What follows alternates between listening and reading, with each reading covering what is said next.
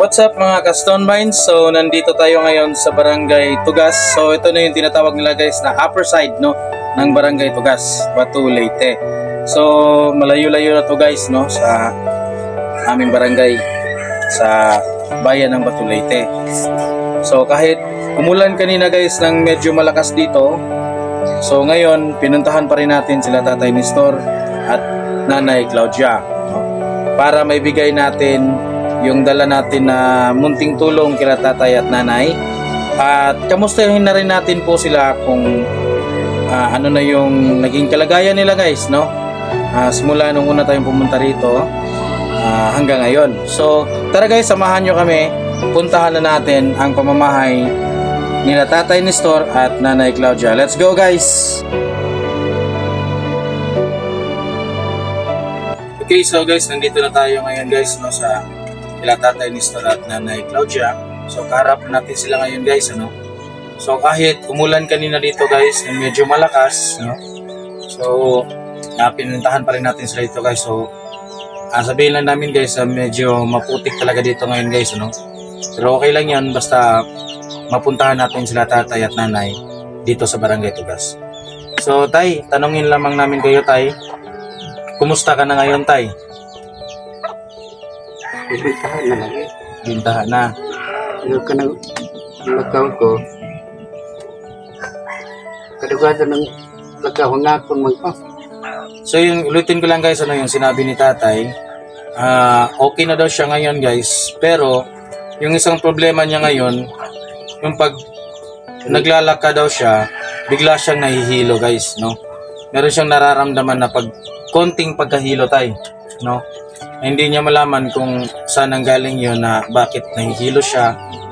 So yun yung itatanong natin kay tatay ngayon at saka kay nanay, kung bakit nagkaganon yung sitwasyon ni tatay. Kung sa hindi po nakakalala kay tatay guys, si Tatay Nestor po yung na-vlog natin noon guys na nahihirapan ng tumayo.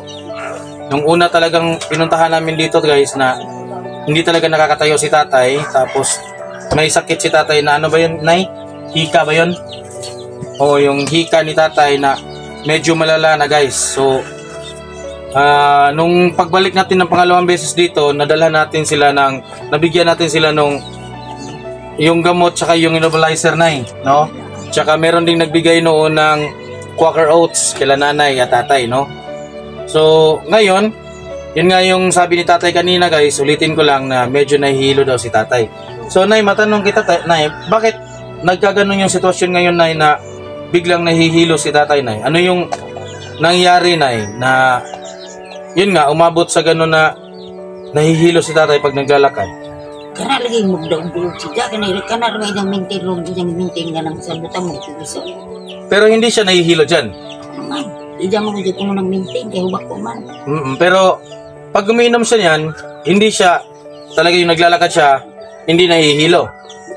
Hindi. Ano yung sinasabi mo kanina sa akin tay na nahihilo ka bigla? Yung meron ka pa bang ibang gamot na iniinom? Kana lang. Yan na lang. Oh. Wala nang iba. Kungaan ko. Na dito siya mag immunizer. Natong sa kada immunizer man. Tambal. Yun ang immunizer. Immunizer ko. So buhay pa ba yung immunizer natin tay hanggang ngayon? Okay pa siya? Yatong sa gabi adlaw na ko immunizer. Kay bago kong tungan og tambal nga mura man og unga pa. Immunizer ko. Na may dambala. Pero meron pa kayong gamot na ininom ngayon? Meron pa? Oo, meron pa. Okay naman. Salamat naman sa Diyos kung meron pa no, kasi wag nating pabuti na maubusan tayo ng gamot kasi yun yung pinaka talaga problema doon no. Kahit meron tayong nebulizer dyan, kung wala yung gamot wala rin no. Pwede gahapon nebulizer pero iba talaga yung meron talagang gamot. Meron talagang suporta. Kaya nebulizer ko buntag ini kahapon sakto na ungahan ko kasi nung last na balik namin dito tay, yung balita namin kumakanta ka na daw. Oo, kanta talaga. Kumakanta na, di ba? Yun yung sabi mo noon na kumakanta. Pero ngayon, ganun pa rin yung tay, nakakalakad, pero yun nga may kunting hilo lang. dito sa kanya. Kana lagi Yes, duog lagi ko. So, ano na lang siguro tay, ganito na naman siguro yung ano natin tay, hindi naman kami magpa-promise agad sa iyo tay kasi sa vlog naman natin, hindi naman talaga natin alam kung meron ba talagang makapagbibigay agad. Yung mga suporta na kinakailangan natin, oo, yung mga tulong na kinakailangan natin, pero sana naman po kung sino man po yung may mabubuting kalooban dyan na nakarinig sa mga sinabi ni tatay kasi meron siyang konting problema ngayon guys, para sana naman po ma-relieve na talaga si tatay, no? Sana naman po bigyan po natin ng konting tulong sila tatay at nanay. Siguro ang gusto siguro nilang tatay nito na mangyari para lang sa akin guys na parang gusto nila na talagang mapatingnan si tatay sa doktor ulit, no, para malaman din nila kung ano talaga yung problema ni tatay na nangyayari ngayon kay tatay na biglang nahihilo pero hindi ka naman nawawala ng malay. Yung nahihilo ka tay, hinihingal ka rin. Kung man si Jam, hihinga. Talagang nahihirapan sa paghinga. Nalaging, kanang malibang siya. Hindi abot magkakang dia. Ako rin nililiong kaira. Ano po din po nay, isa po din yung siguro sa mga pagkain natin nay. Iwas-iwasan natin yung mga bawal. Di naman na dyan kakaog karne. O ka na ang mga saging, kamuti, di na. Kanang makaon na, marag dali ko pungahan, di ko kaon. Basta yung mga bawal na, yung mga kontra dyan na sa mga kinakain mo, wag mo nang kainin tay. Kung alam mo na yun yung makaka-trigger sa pag, ano ba yung sa Tagalog, yung nagahangos ka, wag mo nang inumin, wag mo nang kainin tay. So, dapat iwasan na natin yung tayo. Oo. Iwas-iwas din kasi isa lang yung buhay natin. No? Pero, hindi na natin paabuti na mag-iyakan na naman tayo.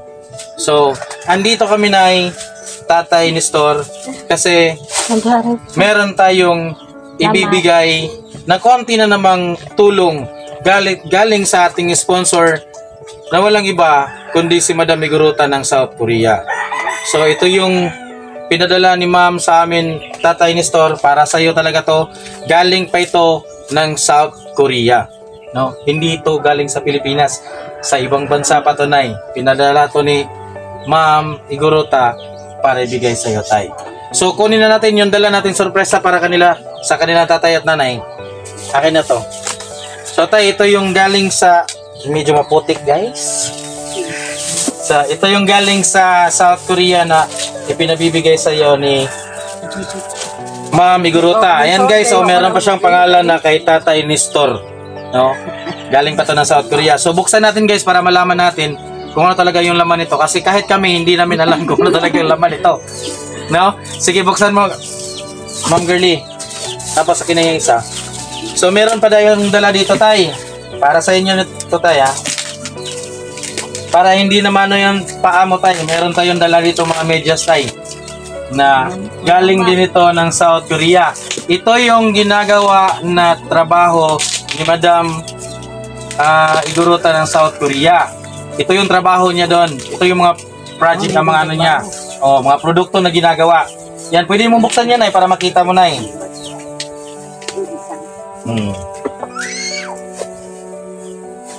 Sige, para makita mo. Oo, para hindi malamigan yung paa mo tay. Tapos, meron pa tayong dala ditong mantika tay. Galing din yan ng South Korea. Tanggapin niya tay para sa inyo yan tay. At, ay, tapos ito rin, meron tayong toothpaste na bigay ni Madam. Yan, tanggapin mo tay. Tapos, meron tayong sabong pangligo. Ayan. Tapos meron pa tayong dala na spam. Tapos meron pa rin tayong dalang spam tay. Sa atin dito tay, tinatawag nito tay, luncheon meat tay. Galing to ng South Korea tay, tanggapin mo yan tay. At meron pa tayong mga coffee na dala. Para rin sa inyo yan. Ayan, may tatay ni Store yan. Nasaan na yan? Wow. Ang laki. Quaker oats pala to. So ito na yung laman kanina guys, no? Malaki pala siya na Quaker oats pala to guys. Masarap siguro to tayo, no? Kasi galing to ibang bansa eh. Sige, buksan nga natin. Umuwi natin ano yung Marites. Ay, nakaself pa pala. Hindi maamoy. Pero, ayan tay, gamitin mo to tay, kainin mo to tay ha. Kasi galing to ng ano tay, alam ko, pag galing ng ibang bansa tay, talagang maganda yung quality tsaka masustansya tay. Maganda talaga yung quality pag galing sa ibang bansa. Galing pa yan ng South Korea nay. Ikaw nang bahala magpakain kay tatay yan ay. Tapos meron pa tayong dala na bigas. Ayan po, tanggapin nyo nay. Ayan. Meron pa yung pangalan tayo kay Tatay Nestor. Ayan yung bigay ng ating butihing sponsor na si Madam Miguruta ng South Korea. So, Tatay Nestor at Nanay Claudia, ano yung masasabi po natin sa ating butihing sponsor? Salamat. Suportahan mo siya. Mami guro. Sige, si Nanay naman pa, ano na ito pa? Ano, pagsalitain kasi patungo na naman to si tatay eh. Baka magulat na naman tayo guys, kagaya nung dati. No? Sige na, ikaw na magpasalamat na sa ating sponsor. Salamat guro sa inyong tiyatan ng minister. So alam namin na hindi yan sapat. Konti lang yan dala natin pero alam din namin na malaki na po yan tulong, malaki na po yung ambag, lalong-lalo na po kay Tatay Nestor. Kung hindi man tayo nakabili ng gamot ngayon siguro sa susunod na pagkakataon, yun na rin po ang hahanapan na naman natin ng solusyon para mabigyan na naman kayo ng gamot. Alam nyo paano pabuksan to nay? Tsaka ito girl, pakibuksan mo yan girl. Para, ganito lang na i-open nyo lang to nay. Nay, ganito lang to nay, i-open nyo to nay. Tapos ito hilahin nyo na hilahin nyo to nay. Mabubukas na yan nay. Ano to nay? Luncheon meat nay, masarap to nay. Kasi guys, na tikman na rin to namin guys, no? Masarap talaga to. Maganda rin to sa katawan mo tay. Ayan. So yung sa mantika na lang buksan natin. Para hindi na mahirapan sila nanay. Yung pinapadala ni Ma'am Iguruta tay, para din po yan sa inyong lahat. Nakapangalan na yan sa inyong lahat. Yan. Tapos buksan mo lang yan nay. Ayan o. Pwede na yan gamitin nay. Maganda daw na klase na oil yan nay. Magandang klase na oil yan. So yan na yung gamitin nyo. So again, maraming salamat po Madam Iguruta sa lahat po ng suporta at tulong na binibigay mo sa lahat ng ating mga nabablog dito sa Leyte ma'am. Sana po hindi ka magsawang magbigay ng mga munting tulong sa lahat po ng nangangailangan dito ma'am. So once again, thank you so much. Then hanggang dito na naman tayo guys sa ating ginagawang vlog ngayon. Maraming salamat po and bye bye guys. Thank you.